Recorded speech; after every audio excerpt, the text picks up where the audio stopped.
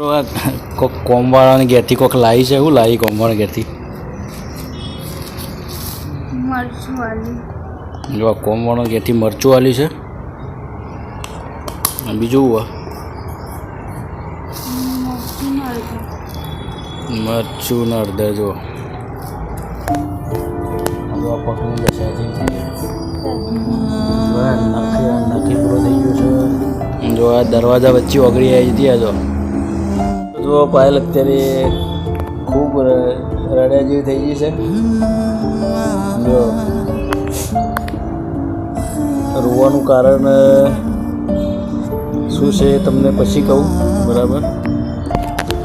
તો હેલો મિત્રો, સ્વાગત છે તમારું પાયલ મોન્ટુ બ્લોગ્સ પર. તો મિત્રો આજના બ્લોગમાં કોઈ ખાવાની રેસીપી નહીં, બરાબર?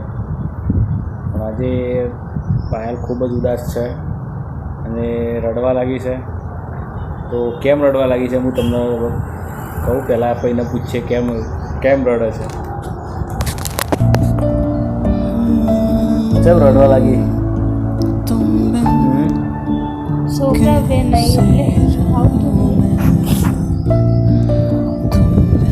તો મિત્રો, દર્શિલ ને જસના આજે એના દાદાની સાથે ગામડે ગયા છે, માધવગઢ, બરાબર? તો 4 દિવસ છોકરા વગર રહેવાનું છે. જો ઘડીક વારમાં છોકરાઓને તો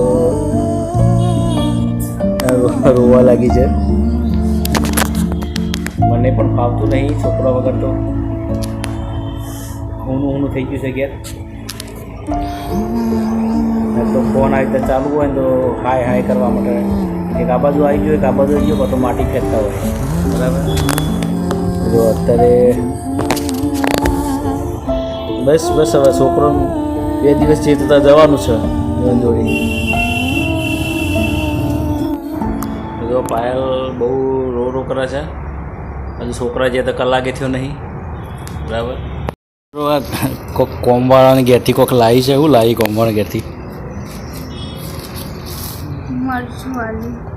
જો આ કોમવાળા ઘેરથી મરચું વાલી છે. બીજું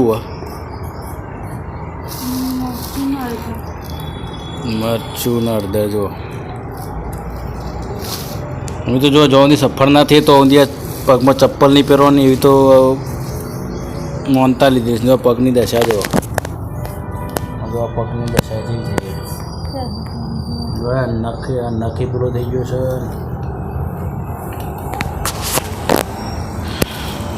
ઘર કામ કરીને એના હાથે હોયો. જો આ દરવાજા વચ્ચે ઓગળી આવી હતી. આ જો એટલે મજૂરી કામમાં કોઈક આવી લાઈફ છે. થઈ શકે તમને સપોર્ટ કરજો. તો આજ તો નાનો કોઈ વિડીયો બનાવીએ, કાલે બનાવીશું ચેલેન્જનો વિડીયો. જય માતાજી, જય શ્રી કૃષ્ણ.